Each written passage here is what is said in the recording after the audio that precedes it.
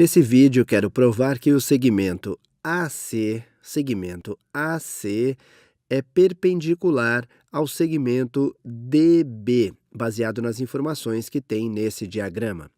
Que este lado tem o mesmo comprimento que esse lado tem o mesmo comprimento que esse lado. E eu vou dar uma dica. Vamos usar um ou mais de um dos nossos postulados de congruência. Vou continuar chamando de postulados daqui para frente. Então, os que já conhecemos, faço uma linha aqui, é nossa caixa de ferramentas. Temos esse postulado lado, lado, lado. Se os três lados são congruentes, então os dois triângulos são congruentes. Tem lado, ângulo, lado. Dois lados e o ângulo no meio são congruentes. Os dois triângulos são congruentes. Tem ALA, dois ângulos com um lado no meio, e AAL, dois ângulos em um lado. Qualquer uma dessas coisas que determinamos, esses são os nossos postulados e vamos considerar que significam congruência. Vou fazer como uma prova matemática de colunas, e não precisa fazer como uma prova matemática de coluna, mas é o que normalmente se vê numa aula de introdução à geometria. Pensei em demonstrar. É uma ideia básica onde você faz uma declaração e precisa dar os motivos para a sua declaração, que é o que estamos fazendo com qualquer prova, mas nunca fizemos de forma muito estruturada. Então vou fazer assim, duas colunas assim e uma declaração. Vou dar o motivo da declaração. E a estratégia que eu vou tentar usar, parece que posso de cara provar que o triângulo CDA é congruente com o triângulo CBA, com base no lado, lado, lado. E esse é um bom começo, porque uma vez que consigo basear a congruência, eu posso ter ângulos iguais. E o motivo disso é que este lado é igual a este lado é o mesmo que esse lado, e os dois compartilham aquele lado. Mas dessa vez não quero só fazer verbalmente, quero escrever corretamente desde o começo nesta prova de duas colunas. Então tem CD, tem o comprimento do segmento CD, que é igual ao comprimento de CB. CD é igual a CB, isso é fato dado. Então, esses dois têm o mesmo comprimento. Também sabemos que DA, o comprimento do segmento DA, é igual ao comprimento do segmento BA. DA é igual a BA, e também aparece no diagrama. Além deste, sabemos que CA é igual a CA. CA é igual a si mesmo. Logicamente que está nos dois triângulos. Então isso é fato, ou está claro no diagrama. É meio óbvio. Os dois triângulos compartilham aquele lado. A gente tem dois triângulos. Seus lados correspondentes têm o mesmo comprimento. Sabemos que são congruentes e que o triângulo CDA é congruente com o triângulo CBA. E ainda pelo postulado lado, lado, lado, e pelas declarações que temos, na verdade eu vou enumerar as declarações para poder usar como referência. 1, 2, 3 e 4.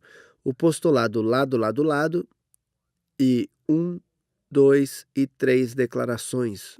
1, 2 e 3. As declarações 1, 2 e 3 e o postulado lado, lado, lado dizem que esses dois triângulos são congruentes.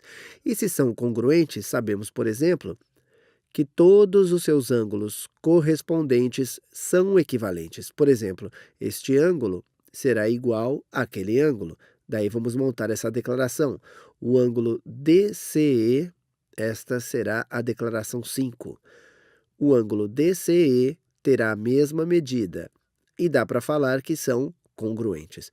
Vou dizer que a medida do ângulo DCE será igual à medida do ângulo BCE. E isto vem diretamente da declaração 4. Congruência, eu posso colocar entre parênteses, congruência desses triângulos. Isto implica diretamente porque os dois são parte desse triângulo maior, que são os ângulos correspondentes e terão exatamente a mesma medida. Parece que podemos fazer algo bem interessante com esses dois triângulos menores em cima do lado esquerdo e em cima do lado direito, que parece uma pipa. Como tem um lado, dois lados correspondentes são congruentes e dois ângulos correspondentes são congruentes, e tem um lado em comum. Eles têm este lado em comum? Primeiro vamos determinar que eles têm esse lado em comum, então vou escrever a declaração 6. Tem CE, a medida ou o comprimento dessa reta é igual a si mesma. Mais uma vez é óbvio, é igual. Pelo diagrama é óbvio que é a mesma reta. É óbvio pelo diagrama, mas agora dá para usar essa informação.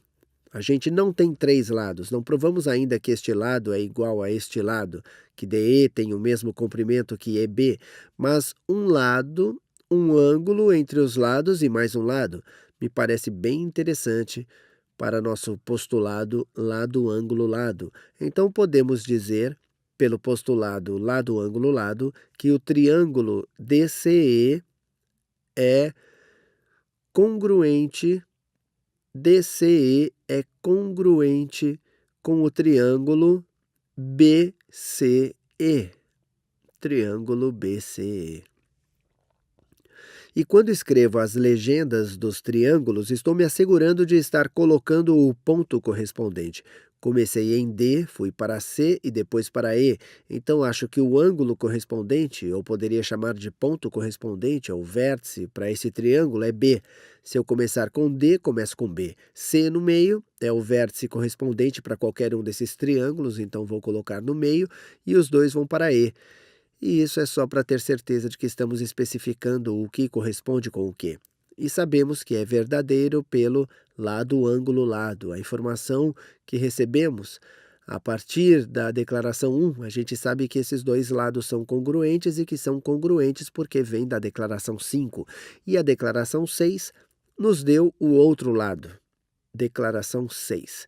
Se sabemos que esses triângulos são congruentes, isso quer dizer que todos os ângulos correspondentes são congruentes. Por exemplo, este ângulo será congruente com aquele ângulo ali. Vamos escrever declaração número 8. A medida do ângulo, a gente chama de DEC, é igual à medida do ângulo BEC. E isso vem da declaração 7. Mais uma vez, são congruentes. Congruência. E também sabemos que vamos montar a declaração 9. Também sabemos que a medida do ângulo DEC, ou talvez deveria escrever o ângulo DEC e o ângulo BEC são suplementares.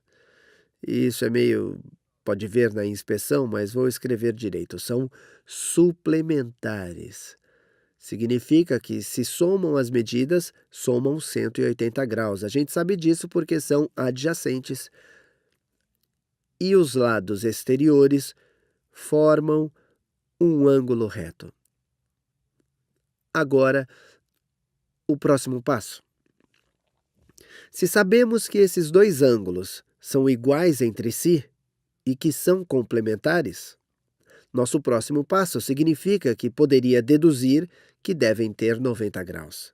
10, a medida do ângulo DEC é igual à medida do ângulo BEC, que é igual a 90 graus. E a razão pela qual ele poderia estar mais envolvido, podemos juntar essas duas declarações, seriam as declarações 8 e 9, e as declarações 8 e 9 significam que a medida do ângulo DEC mais a medida do ângulo... Na verdade, como não quero dar muitos passos de uma só vez, faço aos poucos. Então eu vou fazer assim. Digo que o ângulo DEC mais a medida do ângulo BEC é igual a 180, e isto vem da declaração 9, que são suplementares. Daria para falar que a declaração 11 poderia dizer que a medida do ângulo DEC mais a medida do ângulo DEC é igual a 180 graus. E sabemos disso pela declaração 9. Pela declaração 9 e pela declaração 8.